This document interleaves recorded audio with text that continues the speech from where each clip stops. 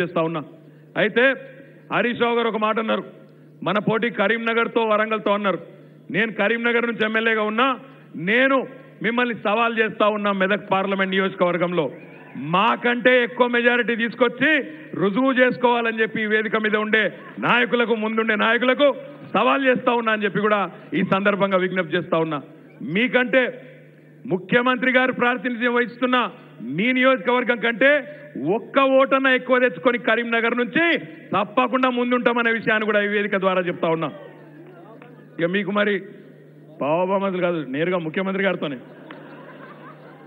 బాబామదులకు ఏం లేదు, అంత మంచిగానే ఉన్నాం. కానీ డైరెక్ట్గా నేను మిమ్మల్ని ముఖ్యంగా ఇక్కడ గజ్వేల్ నుంచి ఉన్నోళ్ళు మొన్న ముఖ్యమంత్రి గారు చెప్పినారు, ప్రతాప్ రెడ్డి గారు చేరిన తర్వాత ఏం మిగిలింది, మొన్న కాంగ్రెస్ దాడ ఏం లేదు, 1,00,000 మెజారిటీ గజ్వేల్లో వస్తుందని మొన్ననే చెప్పినారు.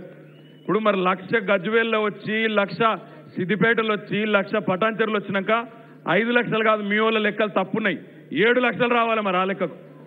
మరి 7 వస్తుందా, 5 వస్తుందా, మాకంటే ఒక ఓటు ఎక్కువ వస్తుందా, తక్కువ వస్తుందా మేము కూడా చూసుకుంటాం. మరి మమ్మల్ని రెచ్చగొట్టింది ఇక్కడ మమ్మల్ని ఇప్పుడు, కాబట్టి మేము కూడా మా కరీంనగర్లతో మాట్లాడి మీకంటే ఖచ్చితంగా 2 ఓట్లు ఎక్కువ తెచ్చుకుంటామనే మాట కూడా ఈ సందర్భంగా విజ్ఞప్తి చేస్తా ఉన్నా. షరతు కడతావా? ఇక లింగనని అయితే షరతులకే అంటుండు, ఇక లాభం లేదు. ఇక మేము కూడా సవాల్ తీసుకుంటాం భయ్. ఇంత మీరు పిలిచి మెదక్లో తొడగొట్టి సవాల్ చేసినాక మాకేమన్నా లేదా రేషం గినా? తప్పకుండా మీకంటే ఒక ఎక్కువ తీసుకుంటాం, షరతు కూడా కడతా ఇప్పుడు చెప్పా ఎంత అని.